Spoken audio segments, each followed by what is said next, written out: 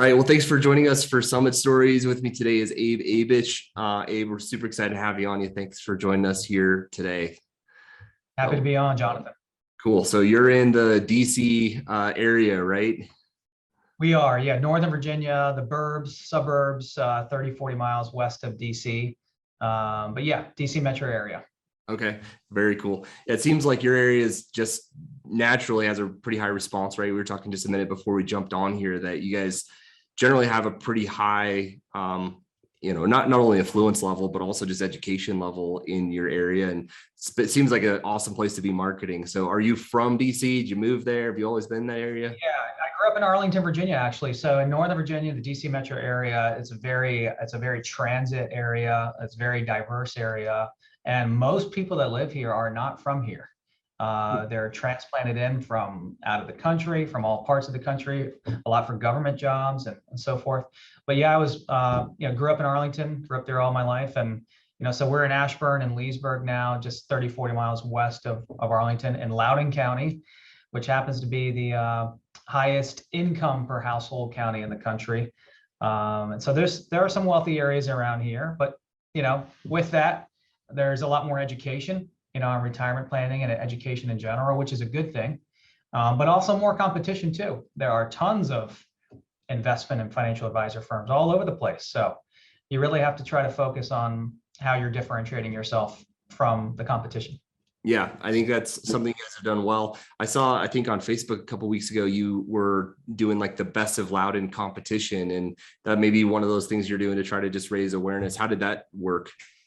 It is. So, Jonathan, the small local like county and area awards are, I think, perhaps more important than being featured on Forbes or Fortune or something like that. Those are important too, all that extra credibility to allow your clients and prospective clients to see kind of where you stand and maybe put your head and shoulders above the competition. But the local awards, look, in our county, it's one of the wealthiest counties in the country, highest income per household county in the country. Merrill Lynch was fighting to win. Edward Jones was fighting to win that same contest, and 2 or 3 other local firms. But yeah, for 4 years in a row, we've won. It is votes based. So my team jokes around and says, Abe, your mom must have voted like 500 times this time. But no, you can only vote once a day. But yeah, we're fortunate to have won again. And we actually picked up one of our biggest clients in 2021 by this gentleman just reading the paper, seeing that we are award-winning firm in Loudon County, and he came on board. That's really cool. I think I saw your link and sent that out to our team, so we hopefully got you a couple of votes there as well. But one of the things that I hear from advisors sometimes, I don't know if you've heard this before, but people have this engineer mentality. And, in a sales environment, when you're trying to, sell a financial plan, there's an element of it that's technical. And then there's an element that's obviously emotional and kind of just feeling based. And sometimes I think when you get those prospects and clients that are hyper focused on like the analytics and the data, that can be challenging. I would assume in a market like yours, where you've got to hire net worth person, somebody with a lot of education, you may encounter a lot of that. Is that something that you find? And if so, like, what have you found is like kind of the way that you actually are successful with those type of clients? Yeah, a great question, Jonathan. I think really, as financial advisors, like we're pretty educated, and we're always, most of us, wanting to learn and continue to grow and educate ourselves so we can better serve our clients and everything. However, I think a lot of advisors will want to oftentimes show off their education, and probably, in sales, you never want to give more information away than necessary. You don't want to confuse the client. You don't want to make the situation more complex. You want to do the opposite and keep things as simple as possible, so the potential client can understand their problems and the solutions and how they can solve their problems, right? As advisors, it's easy to speak over people's heads and talk about standard deviation and alpha and beta and all these things that you can talk about, but most clients don't know what the heck they are. And some clients will. So you want to use your education, I think, wisely, but it should be all about the client. We tell our prospective clients, hey, this is your money, Jonathan. This is your plan. This is your life. You just worked the last 30 to 40 years to get here. We are just trying to gear you in the right direction for this next phase of your life. And I feel our company does a pretty good job of keeping things simple, but helping them to understand all the information so they can actually process it and make decisions. Yeah. So that's kind of the approach we take, even for the engineer types that are going to be really analytical. You might get into the weeds a little bit more with an engineer type, that wants to dissect things, but we try to really stay away from that. Just keep it high level, big picture, focus on the plan, the long-term plan versus individual products or individual strategies and so forth. Okay, that's awesome feedback. Appreciate you sharing that. You know, we have these concepts of like how people's brains work. And I think when you take it into paid traffic, what we do it here at SEEB, you can start to, make less assumptions about what people think and actually start to learn like factually how people believe, because we can measure with our costs, like, is this message resonating with someone or is it not? I think I've come from a background in financial services. I used to work at an FMO. I've been in financial service marketing for 15 years. And so my brain tends to gravitate to the more complex, kind of trendy, sexy, like gadgety type of pitches. And, we went through a period last year where our tax marketing was underperforming. And we went back to the drawing board and tried to figure out, like, what is it that people actually care about with taxes? Interestingly enough, after making a ton of videos and like really having a very scientific approach to talking about taxes, what we found was actually the most impactful message was just explaining the difference between qualified and non-qualified money. And we made an ad that's called Red Money and Green Money. It's like, red money has to be paid in taxes, green money doesn't. And it's funny to me that you're working with these people who've saved their entire lifetimes, who have maybe a couple $1 million saved for retirement. And sometimes it's just like the more basic understanding of just, hey, the IRA is going to have a ton of taxes owed on it. It's kind of a good lesson for us to learn that, if what we know about taxes is this pyramid, you and I are talking about this top all the time, especially you. And what most advisors or what most clients are concerned about is just at the end of the day, like, hey, the money in my IRA needs to spend for retirement. And so it's a good reminder to kind of keep those messages really high level for sure. Yep. So you've done a lot of different campaigns with SEEB, and I think you really started to become most active with us during lockdown and during the Corona period, a time where probably a lot of the stuff that you're used to doing. I know you do radio and you do dinner seminars, but we kind of had to transition into the webinar marketing phase there. What was it? I mean, obviously a little bit of necessity pushed you into there, but what was it that caused you to just say, hey, let's go all in on webinars and make this a big part of our marketing plan? We had to find a way, Jonathan, to continue to get the message out there, right? And I mean, at that time, just over 2 years ago, people were trying to find toilet paper. They were concerned about their investments, but they're trying to find toilet paper too, But there were no restaurants. People weren't coming into the office. We're in a really nice office building. The office building was empty for months. My wife and I came into the office every day, and one of our team members, because he wanted to get out of the house. But we had to find a way. Either you're going to die and really the company was going to fold, or you're going to find out a way to survive. And webinars, really were fantastic for us. In the beginning, I'll tell you, and probably for a lot of advisors, they were a total crapshoot, depending on the topic and just, all of the different marketing. It was new for a lot of people, a lot of companies. So in the beginning, it was a total crapshoot. We could have 50 to 60 people on one. We could have 5 people on one. But we stuck with it. And I think that's really important in marketing in general and in our business, just to have consistent marketing that's ongoing. And as your company grows and as revenue grows, continue to layer the marketing with new marketing initiatives, with additional marketing initiatives. I think in our business, too frequently, advisors will pull out. They'll say, oh, I tried this for 3 months, 6 months. I tried it for a year. It didn't work. Well, you know what? Maybe it takes that amount of time for it to really start sticking. And so we stayed consistent and true to it. We did webinars almost weekly. And sure enough, towards the end of 2020, we started seeing very consistent results. And at the end of 2020 and the end of 2021, a 4 to 5 time return on our spend. I mean, if you could throw $1,000 down on the roulette table in a casino and get 4 to 5 every time you throw 1,000 down, you're going to continue to pour money into that and throw that 1,000 on the table.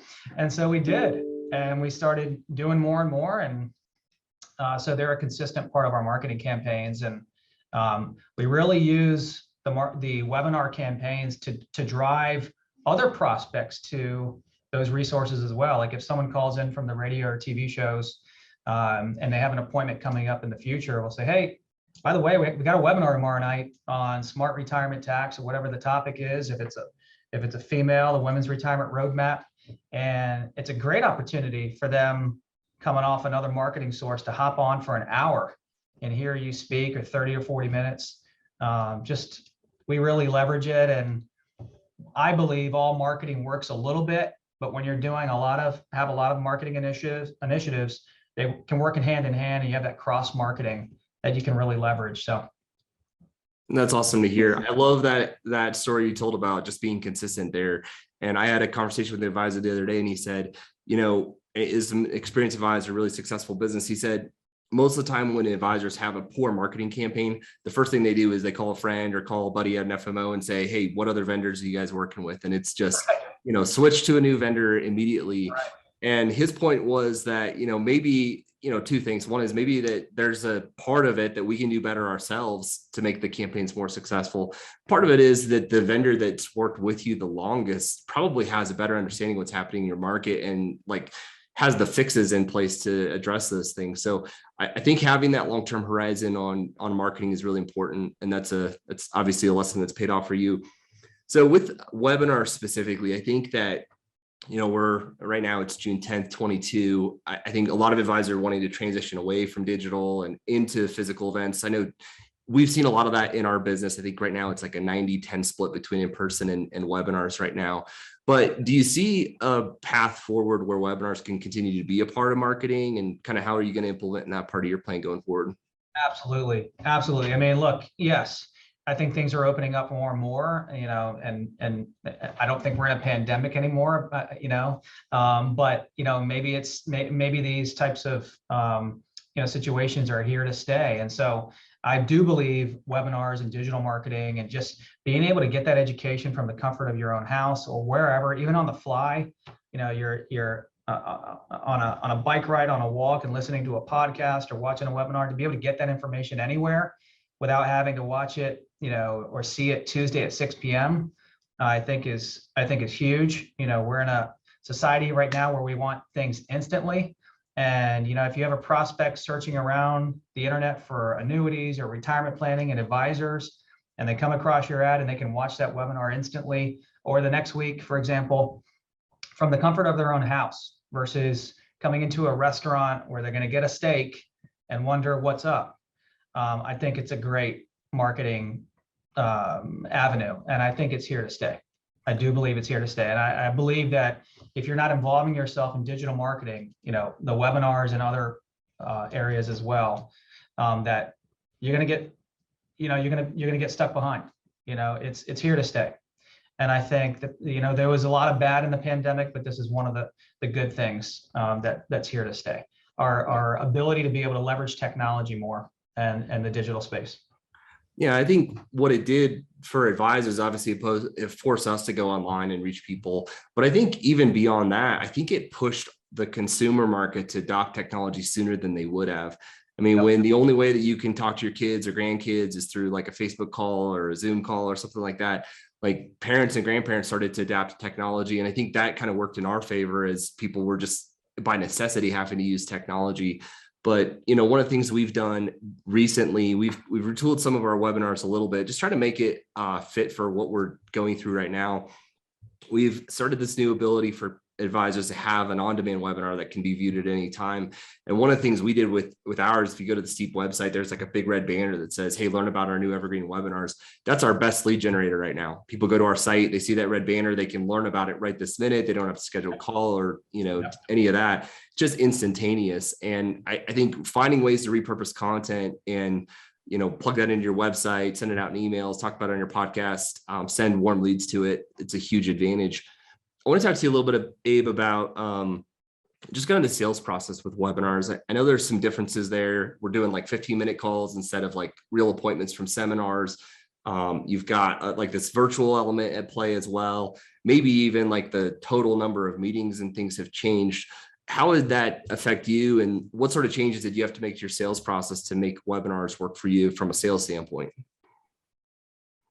Yeah, I mean, you need to kind of meet the prospect, their way a little bit. If they're going to watch it virtually, they're probably going to want to speak to you on the phone or meet with you over a Zoom virtually as well to at least start off the process. They might end up wanting to come in to see you and the team in the office eventually, but they may also be at a distance and may not be able to. We adapted our process so that and sped up our sales process. So, and did some things in our webinars to be able to allow a prospect to schedule right there on the spot, with links to our Calendly calendar system, and just try to make it very easy for them. Try to automate as much as we could in Calendly as well, where they're getting a workbook or questionnaire and just a good summary of how the process would work from beginning to end. We're going to get your information. Then once we have all of your information and statements, you'll meet with an advisor who can, show you your current plan and a path forward. So we sped up our sales process to get the information to the prospect quicker. So I think you got to do that, when you're working with webinars and digital ads and digital marketing campaigns. It's a super interesting thing. I haven't heard anyone talk about that. So you're talking about like post webinar when someone schedules a meeting, just, what can you tell me a little bit about the semantics of that? Are you trying to get those appointments scheduled sooner, or is there more communication between meetings? Yeah, so the prospect can actually schedule right there on the spot, and sometimes we'll have sometimes it will only be 5 or 10 minutes into a digital webinar, and the prospect's already heard something that they've liked and they've already scheduled. They didn't even watch the whole thing. So we've made it easy for them as they're watching. There are buttons and click-throughs where they can set up these appointments pretty easily. They then get onto our calendar. They then know what the process is going to look like. All right, you got to complete a workbook. It's got to be done. You got to get your statements to us. We're going to have someone from the team reach out to you. You're going to have our intro call, your intro call to learn more about you, get this information, and then as soon as possible, get you on one of our senior advisors' schedules to give you the information you're looking for. Maybe it was a tax mapping report in the tax presentation, or a Social Security analysis, a portfolio x-ray, whatever it is whatever their pain points were in those webinars that they watched. We're trying to get to that as quickly as we can. So hopefully that helps. Yeah, for sure. And I think that's a really kind of nuanced take there is, because of the way they're encountering us as digital, and because people have like this impulsive need for immediate information online, kind of mirroring that through the sales process makes a ton of sense. So that's interesting. One of the things that we talked about a minute before we jumped on here was just the success that you and your firm have had working specifically with women and single women. I've had a lot of conversations with advisors who are like, okay, if we're talking to women, do we need to have a female advisor there? And, there's just a little bit of intricacies with that, but I'd love to hear how you guys have had success marketing to women and in the sales process with women. Anything you're doing differently through that process that's made that really successful for you?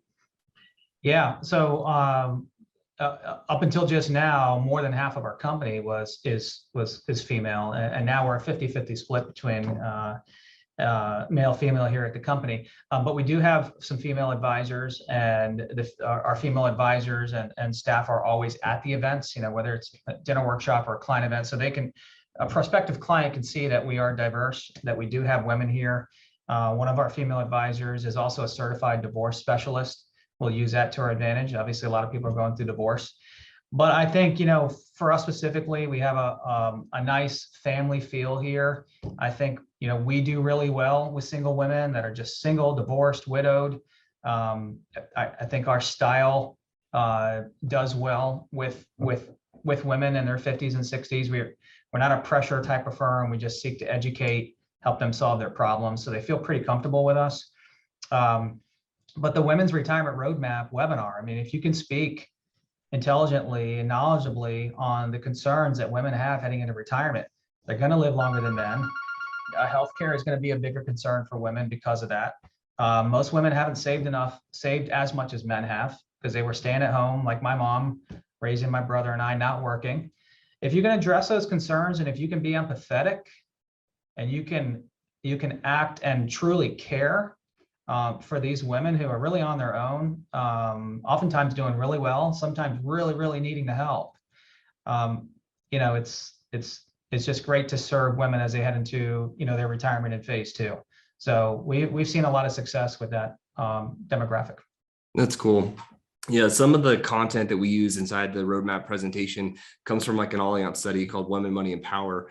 And it was a big survey they did with a bunch of women. And I think one of the primary highlights or key findings that they talked about in that study is just that women feel like their advisor doesn't understand the needs that they have. They feel like they're just being overlooked. And, it's as cliche as that sounds, I think that's really like 9/10 of making that program work, both from a marketing and from a sales standpoint. It's just differentiating yourself by caring and saying, we do understand it's different. You could have, tax changes if you go from single to or joint to single, or, have only one Social Security benefit, or all these different things that women encounter. I think when you position yourself and say, we actually understand it, that's about half the battle there. And like just truly caring, it sounds like a cheat code and a little bit cliche, but like that's really the truth.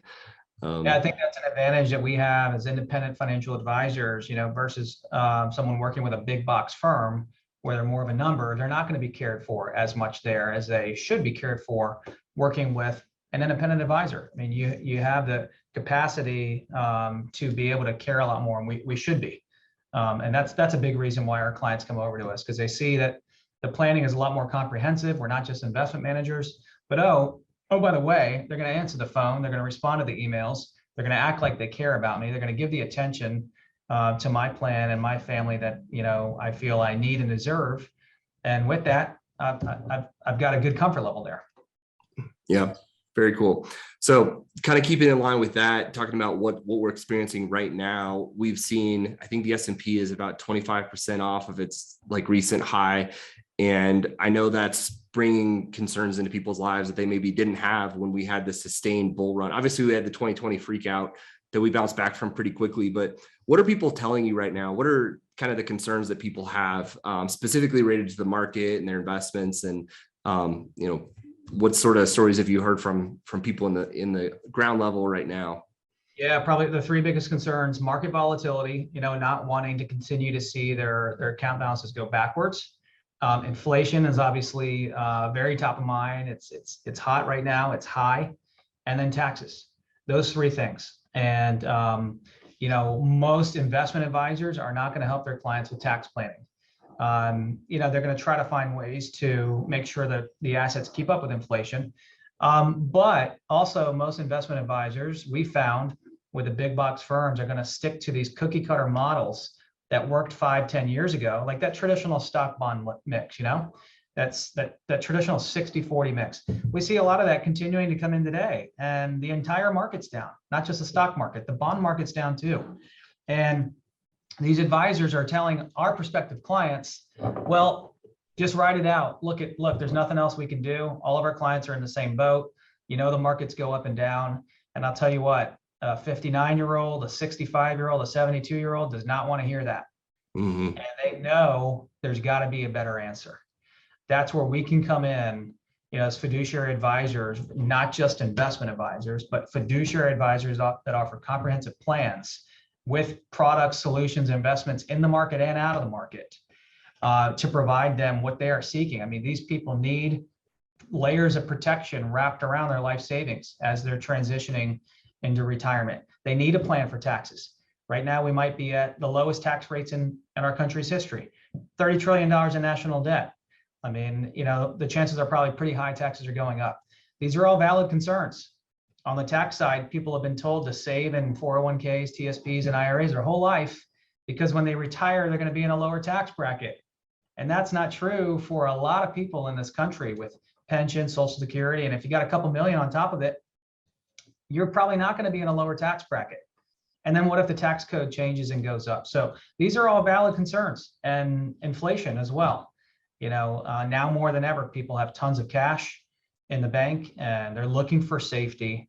I feel like we're in the perfect storm. I feel like it's a perfect opportunity right now in our careers to be getting the message out and separating ourselves and differentiating ourselves from the traditional investment advisor and really helping people with this second phase of their life and retirement plan.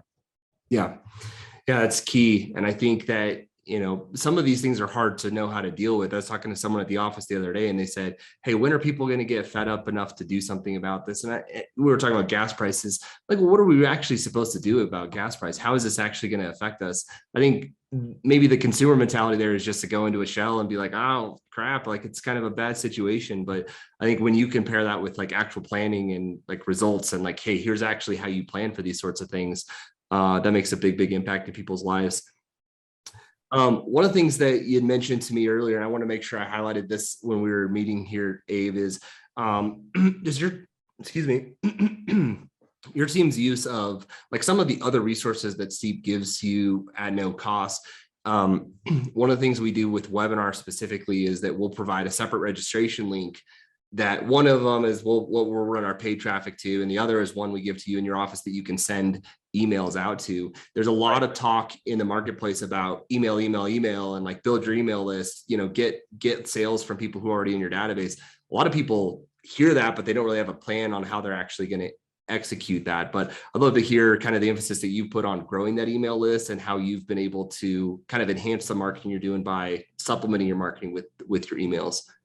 Yeah, I once heard a top advisor that I know say, everyone in my database is going to become a client. They just don't know it yet. And this advisor has like close to 10,000 names and emails in his database, obviously clients and prospective clients, people maybe they met with, people that maybe they've never met with. That is a gold mine. You've paid for all that. You, the advisor, has paid for that over all these years. And a lot of people we met with in the past didn't become clients, but that doesn't mean that they're never going to become clients. We've also had tons of people attend webinars and radio and TV things, and we never even had the opportunity to speak to them, but we have their information and they called in or watched a webinar because of something at that time. So just because the timing wasn't right then doesn't mean it's not going to be next month. And now more than ever, with the volatility we're seeing in the markets and inflation and probably a higher tax environment in the future, it is a perfect time for us right now and a great time for us to be reaching back out to those people in our database, trying to find ways we can help them. So what we do is what you just said. Anytime that we do a webinar, which is almost weekly, we'll get that link from you guys that we'll send to our database, which has about 5,000 names and emails in it. And we'll almost every time, it's like clockwork, double the response rate and registration rate to the webinar, which doubles our attendance. So if we have 20 to 25 new prospective clients from our campaign with you, we'll get 20 to 25 people from our database attending the webinar as well. Now, some of those could be clients, right? They're in our database, but more often than not, they're prospective clients that came to a dinner workshop or called us on the radio or were a referral or whatever 5 years ago. And all of a sudden, they're now this much closer to retirement. Like, wait a minute, that wasn't that important to me then. It is now. I have 2 million now. I'm about to retire January 1st. This is serious now. I got to take some action. So I would think it'd be absolutely foolish not to work your existing database, because I firmly believe it's a gold mine and you've got to work it. Yeah, I think you're right. The interesting thing that we see with email links in our system is that we can see the traffic that you guys are sending to those pages. We can tell when people are using the links and when people aren't. Interestingly enough, I think kind of two takeaways from this. One is, when you're paying a marketing partner like Steep to bring in new leads for you, obviously we have a huge expense with paid traffic to do that. But if you're paying us $4,000 or $5,000 to do a webinar and you're able to like double those results with email, like every email you send out per webinar, almost looking at that as like a tangible marketing value, it's a $5,000 email. Like, why would you not take advantage of that? It's huge. The other thing that I see that's really interesting is even the temperature level between the traffic. When we send cold traffic to a landing page for a webinar, we're wanting about 10% of the people who get to that landing page to actually convert. And so one of the key health metrics for a campaign is we look at that conversion rate on the page and we say, are we on track or not on track based on that 10% goal? When you do that with email, and specifically with your emails, I've got some of the pages pulled up here in front of me, your guys' average conversion rate is well over 20% on average. So, that's great because we have people register for the webinar, but like, what does that tell us about the consumers and what they're experiencing? It means those people are literally twice as engaged. They may be twice as interested in the actual content. So aside from just the monetary value, like the quality of those prospects, where they're at in that funnel, like probably much closer to the middle or bottom of the funnel, I think it speaks volumes to just where those people are at and how meaningful those messages are to them. So I know you guys have growth goals and you've done a lot to scale out. You're talking about your office and your team growing and all these things. What does kind of the next year or 2 years look like for you? What's kind of your goals for the next little while here? Well, we have a goal. Our goal this year was to bring on $120 million in new assets, about 60 million on the annuity side and 60 million on the AUM side. And that with our average resources per household, that would have been helping and serving about 150 new households this year. So it's our intent to still get there. We're a little behind our goals this year, and we're probably tracking closer to 100 million in new assets, but Steep is a big part of that. 25% of our total revenue and business came from Steep last year. That's pretty big. And I think I was telling you before we started recording here, our return on spend is 4 to 5 times what we would spend with you guys. So I think we spent well over $100,000 with you guys and brought in, $450,000, $500,000 in revenue just from webinars. They work. Yeah, that's an awesome stat to share. I appreciate that. And, I think as a marketing vendor, I look at us more than anything as just kind of a steward of people's investments. In the same way that advisors or clients give money to you and say, hey, Abe, help me be a good steward with this money. Essentially, that's what we're doing. Instead of investing in the market, we're using paid advertising to do that. But, a lot of the money that we're entrusted with, we're taking out and then investing in traffic for our advisor clients. So, it's different. Obviously, we're not licensed. We're not, trading in these sorts of things. But in a sense, we kind of try to take that same responsibility of just, hey, Abe has invested a part of his savings with me. Our goal is to turn that around and make it go to work for him. So it's awesome to hear that. Sure. So I know we're talking a little bit about football here a little bit to begin with. I know everyone watching it wants to hear what's on the wall behind you. So who's your team and what gear do you have behind you there? Oh, look, hopefully I don't offend anybody, but to me, they'll always be the Washington Redskins. I'm a diehard Redskins fan. They're the Commanders now, but whatever, so, but yeah, on the wall back there, we've got Tim Tebow. Was able to meet him a few years ago. He's a stand-up guy, amazing guy. And then a couple old Redskins like Santana Moss, people would probably recognize, Fred Smoot, Gary Clark, and then maybe a bigger name who's hopped around recently is Adrian Peterson. So, a couple of years ago, he and his wife came in. They have a foundation, and our company ended up being the biggest sponsor for their foundation. With that, they all came into the office. We got to interview them, and they signed a bunch of merchandise and everything. But they're all great guys. Just Adrian Peterson, super humble, down to earth guy, Hall of Famer, probably future Hall of Famer. Tim Tebow was amazing. That's very cool.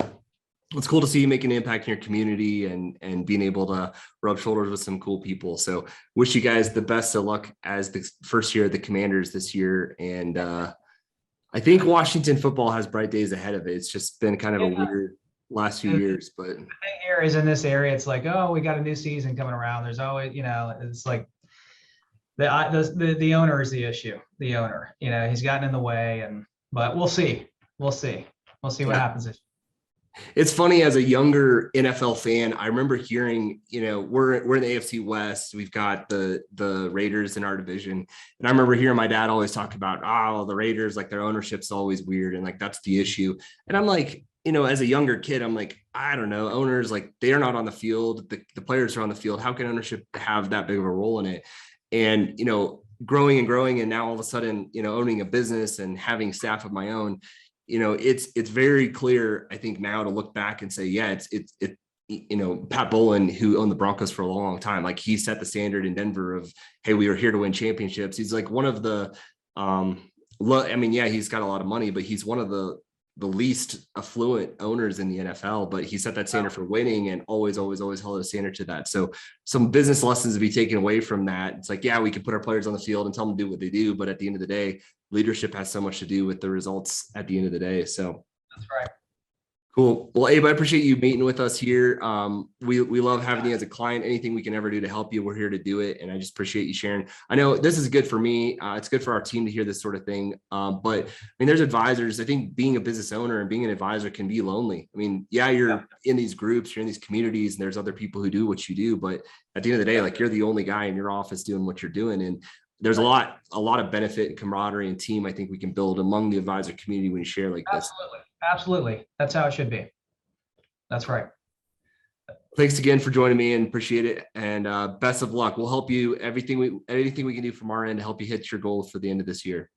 Thank you very much, Jonathan. Yeah, pleasure being on with you today. Awesome. Thanks.